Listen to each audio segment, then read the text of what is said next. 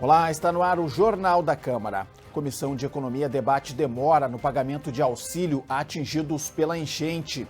Aprovado o projeto que prevê redução de impostos para serviços financeiros. E ainda, atividades no Legislativo marcam Semana da Consciência Negra. Estas e outras informações você confere a partir de agora, aqui no Jornal da Câmara.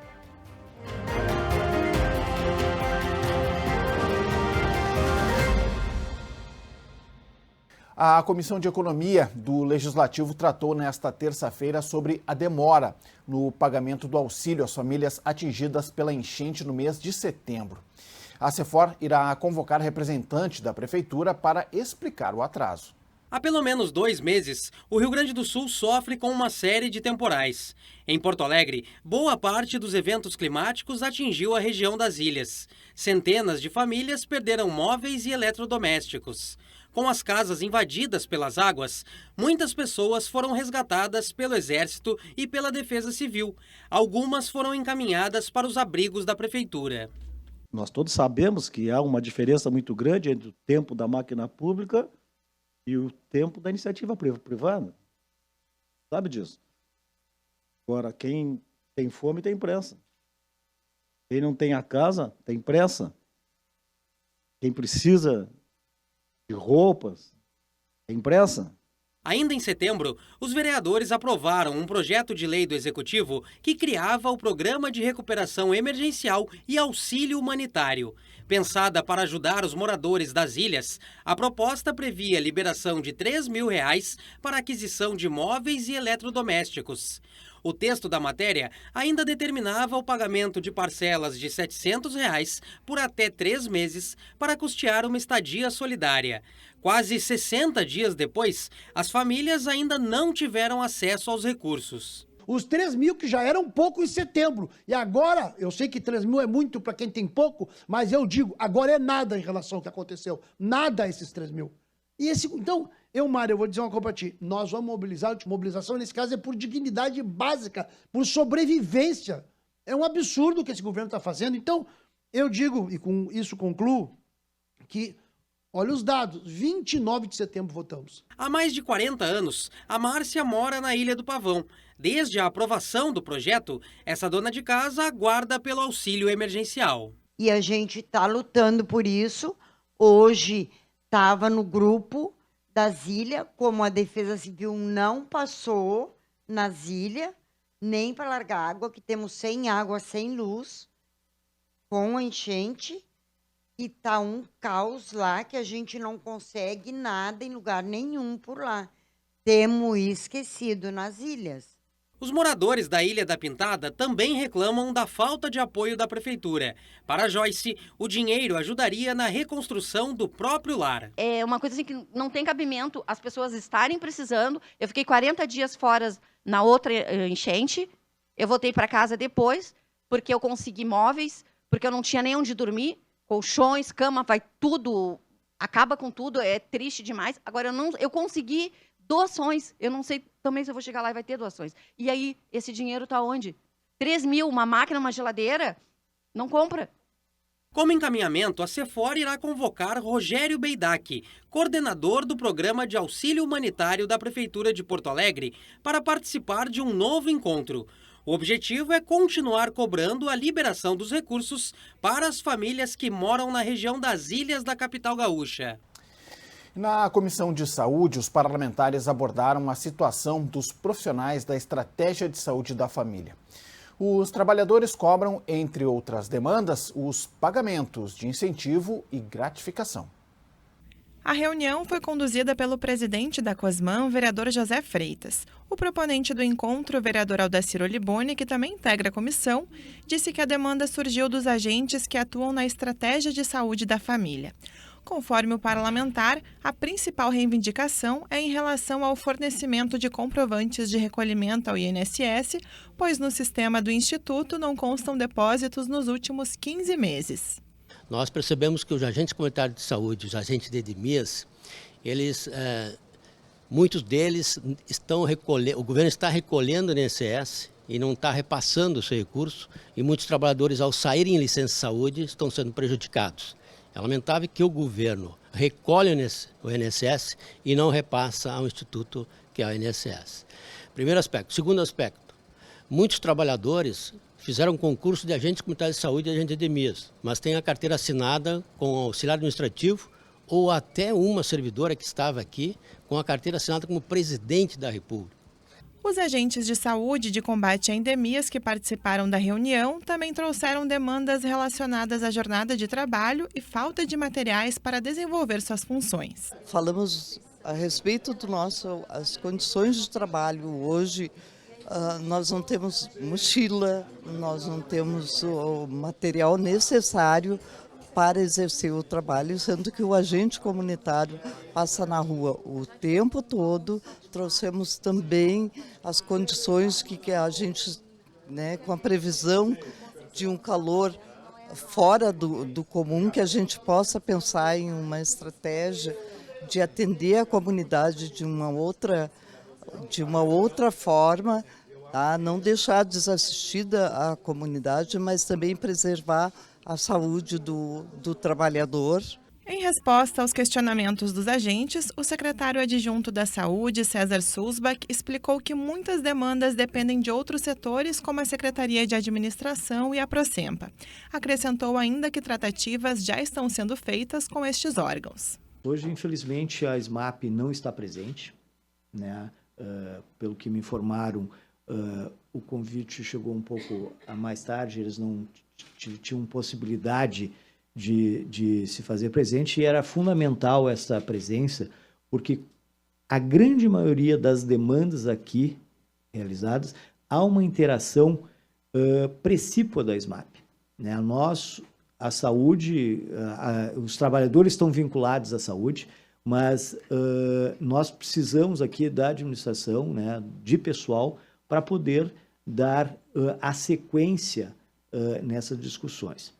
A coordenadora de RH da Secretaria de Saúde ressaltou que os valores de INSS estão sendo pagos corretamente, mas o sistema eletrônico da Prefeitura não registrou os depósitos.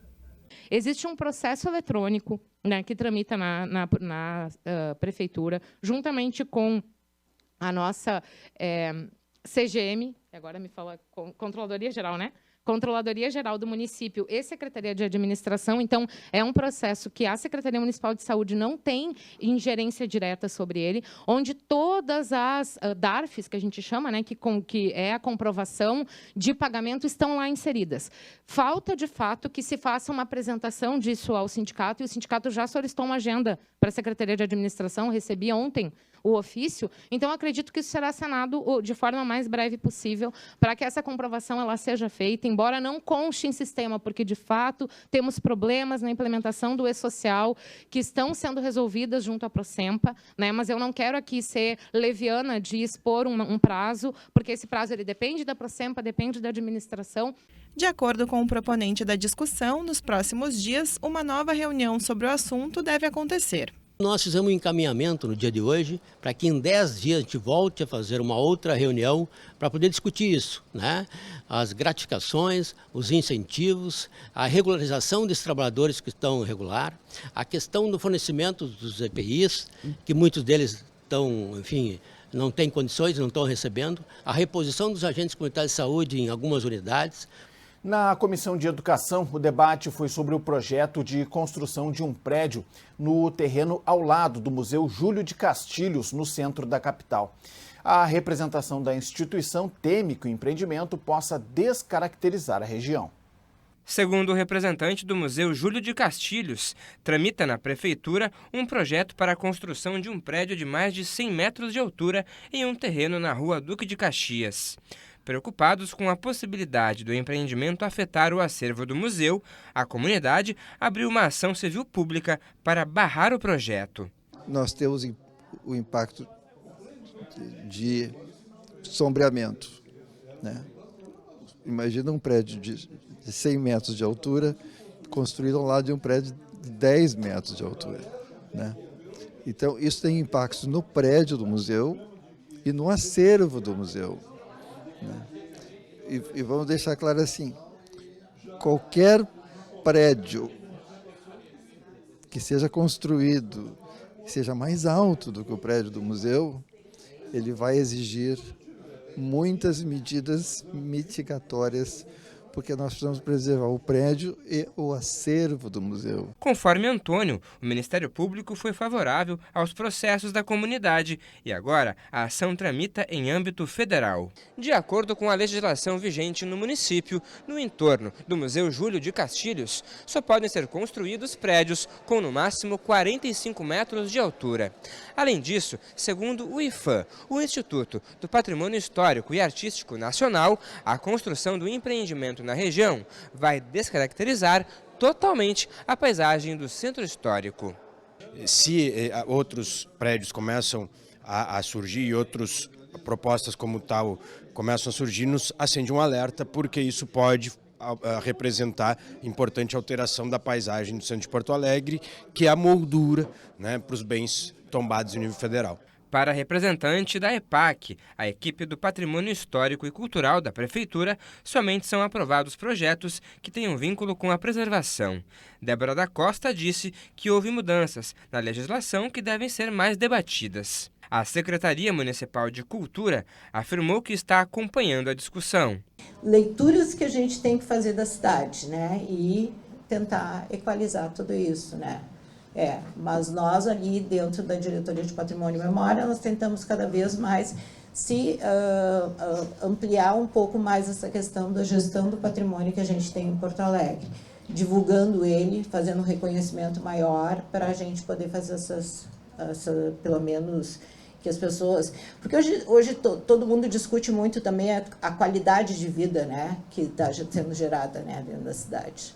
A SESC convidou o secretário municipal do Meio Ambiente, Urbanismo e Sustentabilidade, Germano Brem, mas ele não compareceu na reunião. A intenção é entender como está o projeto de construção do prédio e debater as legislações vigentes. Nós não podemos liberar empreendimentos, e aqui me refiro ao secretário Germano Brem, que eu fico indignado, quero repetir, indignado que ele não está aqui. Ele desrespeita essa comissão, desrespeita essa Câmara de Vereadores periodicamente. Ele quer decidir o que ele vai fazer. Eu quero que ele vá explicar para nós, cada empreendimento que ele faz, o problema que ele cria para as secretarias demais do governo. Como é que vai fazer mais saúde, mais educação, mais cultura num espaço que já está adensado, está no limite? O início da semana também foi marcado por mais uma reunião conjunta das comissões parlamentares de inquérito. No encontro, os vereadores ouviram mais 3 testemunhas. As CPIs investigam supostas irregularidades em compras realizadas pela Secretaria Municipal de Educação. A condução do encontro foi realizada pela vereadora Mari Pimentel, do Novo, presidente de uma das CPIs. A primeira testemunha a ser ouvida foi o ex-chefe de Recursos e Serviços da SMED, Giovanni Martins Vaz. Ele, que ocupava cargo em comissão, foi responsável por elaborar um relatório que apontava deficiências na formulação dos orçamentos de compras feitas nas escolas do município. Assim que eu assumi o setor de obras, alguns engenheiros me procuraram e relataram que tinham um desconforto muito grande, porque existia uma prática na SMED já muito antiga de aprovação sempre dos mesmos orçamentos das mesmas empresas, de modo que a mesma sempre era beneficiada, né? Isso tanto em obras de engenharia civil quanto de engenharia elétrica. Eu fui averiguar isso, fiz um relatório, busquei todos os processos, desde que o processo SEI foi criado, então todos os processos digitais eu olhei e verifiquei que realmente existia um padrão, né? As mesmas empresas acabavam sempre sendo, de alguma forma, beneficiadas. Algumas diretoras também comentaram sobre isso em algumas visitas que eu fiz nas escolas, e por isso eu achei importante levar esse relatório para as instâncias superiores da Prefeitura. Em seguida, os vereadores ouviram as servidoras concursadas Patrícia Pereira e Annelise Nardino. Patrícia disse ter instruído apenas um processo que utilizou o sistema de adesão à ata de registro de preço. Já Annelise relatou ter utilizado o mesmo modelo aplicado por Patrícia. De acordo com ela, a ordem para a réplica foi dada pela ex-servidora Michele Schroeder, sua superior hierárquica na época. O SAEB foi o primeiro dos processos a ser dessas aquisições. por adesão à ata externa. Né? Eu já estava acostumada a fazer os de inexigibilidade, os processos de adesão à ata interna do município internas, né? da nossa própria DLC. E aí veio esse processo que a Michelle disse, Paty, tu me ajuda a montar, já que tu faz os outros de inexigibilidade? Sim, ajudo. O que é para fazer? Aí é uma adesão à ata externa. Aí eu fui aquele momento, oi? Não, ok, vou descobrir como se faz. Fui ao setor de compras, ao colega da PMS, eles me disseram, segue por aqui, montei um roteiro, sou muito dos roteiros, né? Montei o meu roteiro de trabalho, de como é que tinha que seguir o processo e botei os documentos que eles me instruíram a colocar. Eu coloco, então, para a Michelle isso, né, da minha insegurança de fazer esses projetos, ela disse copia do SAEB. Então, foi esse o termo que ela utilizou. E daí explica a pergunta do vereador Jonas, né, de por que todos aqueles orçamentos eram os mesmos, era porque estavam no SAEB. Então, eu peguei todos os fornecedores que ela fez o orçamento e repliquei nesses outros processos.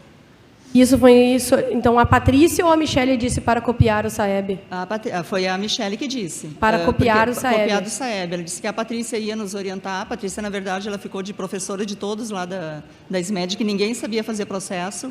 Os fluxos eram muito truncados, a gente não tinha o conhecimento do rito, todos os processos. Então, a Patrícia foi nos apontando o caminho. Esse roteiro que ela montou de adesão à ata, né, a gente foi seguindo.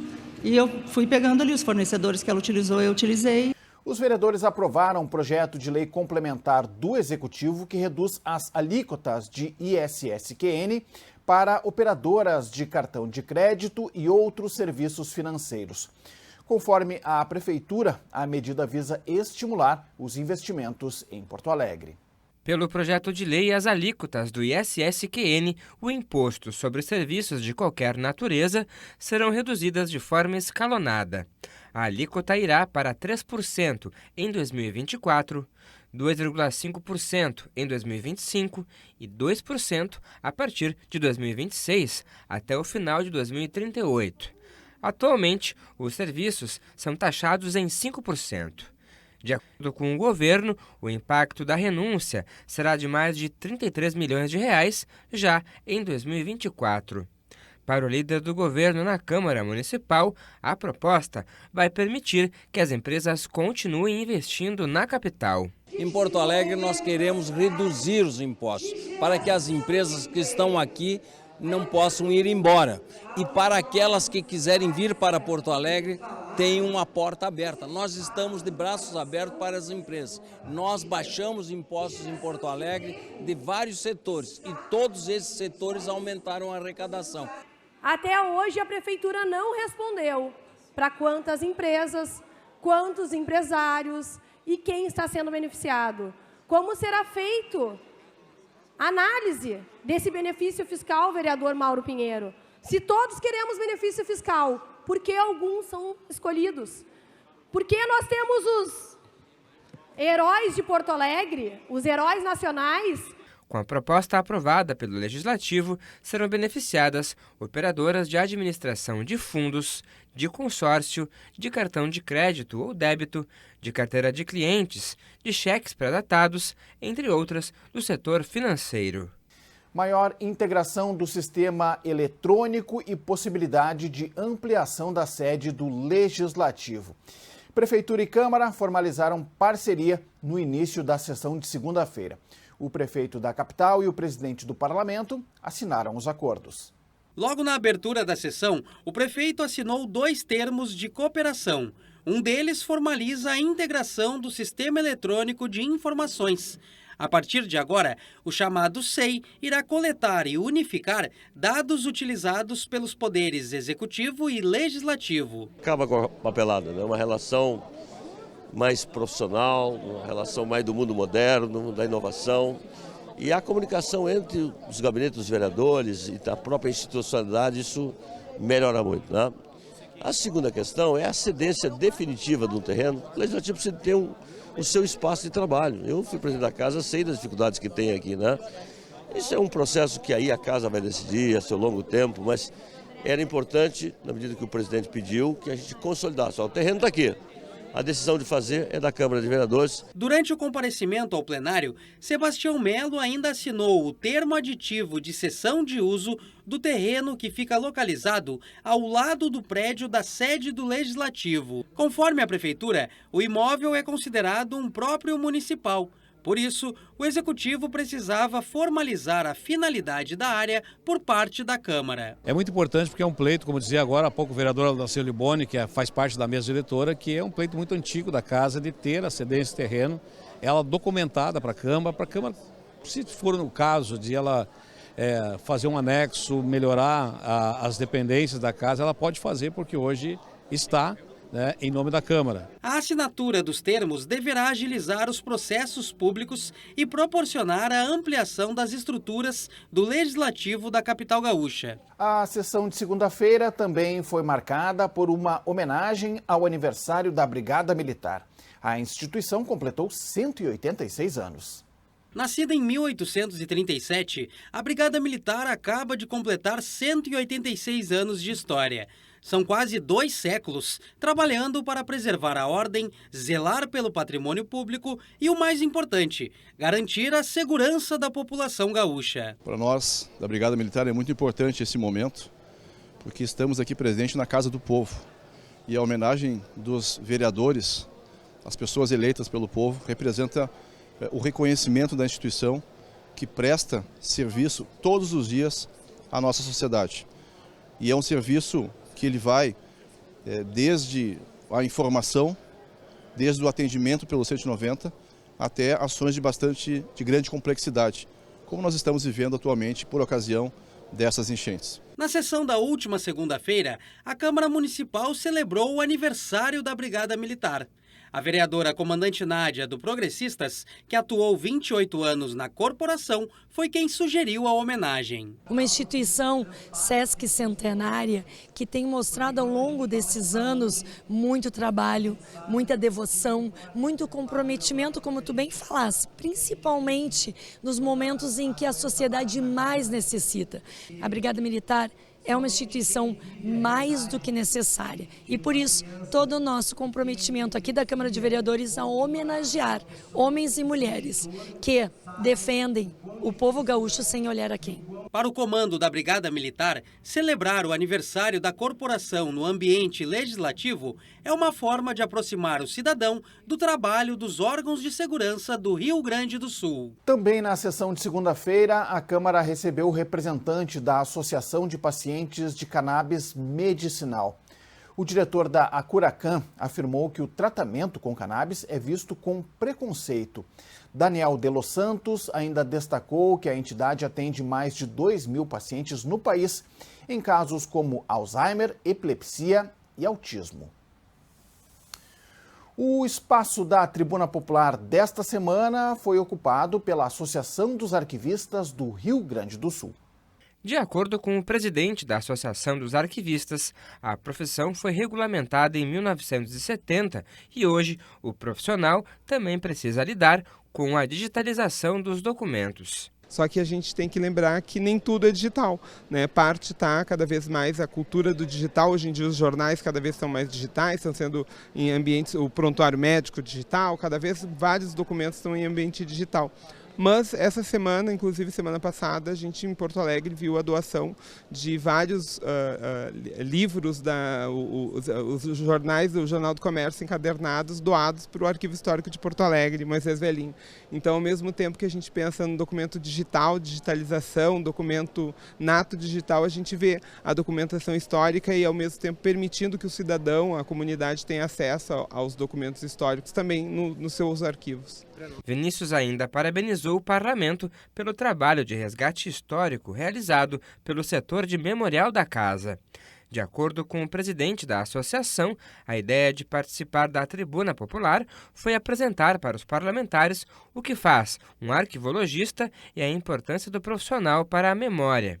Em janeiro de 2024, a Associação dos Arquivistas do Estado do Rio Grande do Sul completa 25 anos de atuação.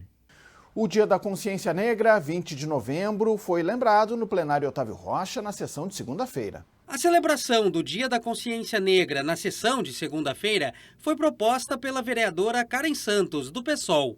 A homenagem, que teve apoio da mesa diretora, ocorreu durante o período de comunicações.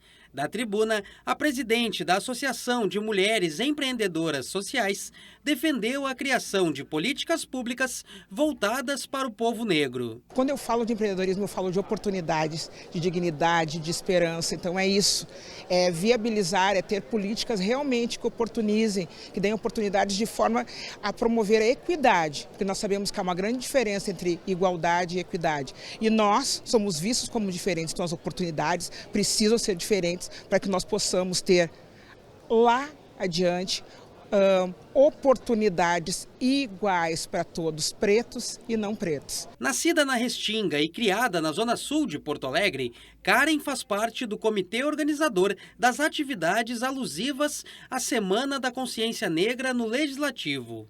Em alusão à Semana da Consciência Negra, a Câmara da Capital realiza uma série de atividades. Uma das iniciativas é a Feira de Afroempreendedorismo. Quem chega ao Legislativo encontra um cenário diferente. Artesanatos, acessórios, peças de roupa e um cheirinho delicioso de acarajé, uma especialidade da gastronomia afro-brasileira.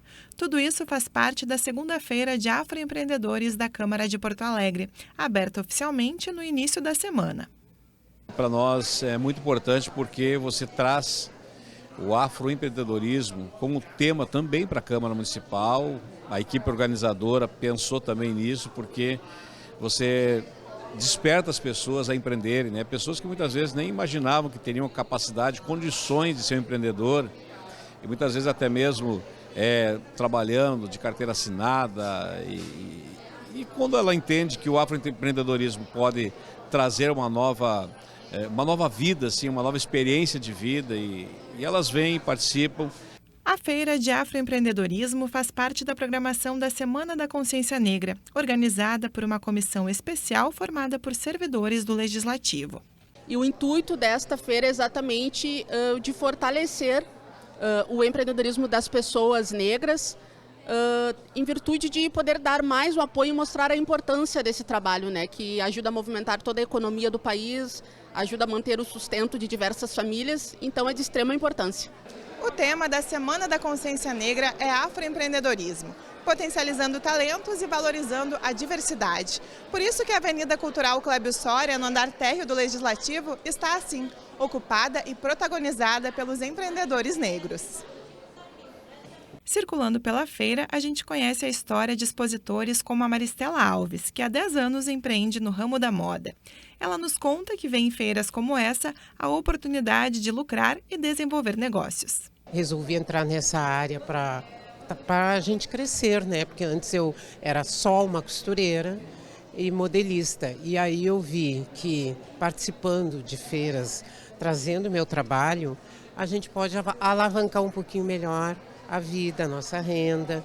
E aí, nesse momento, me chamaram para participar da feira aqui da Câmara Municipal. Eu fiquei muito contente e para todos conhecerem meu trabalho. Ó, aqui tem uma bata que eu faço, esse trabalho eu também faço. E é isso. Estou muito feliz de participar. A Feira de Afroempreendedorismo segue até esta quinta-feira, 23 de novembro. Logo ao lado, no térreo do Legislativo, também acontece a exposição Polvo, da artista plástica Bruna Alexandra e da fotógrafa Eduarda Bona. Com pinturas e fotografias, a exposição simboliza a visibilidade negra e a mulher que se multiplica em braços de polvo para dar conta da sua multijornada diária. A exposição segue aberta até o dia 8 de dezembro e pode ser visitada de segunda a sexta-feira, das 8h30 da manhã às 6 da tarde. O Jornal da Câmara de hoje fica por aqui. Confira mais notícias do Legislativo nas nossas redes sociais e no site da Câmara de Vereadores de Porto Alegre. Muito obrigado pela sua audiência, você já sabe. A gente se encontra na próxima edição. Até lá!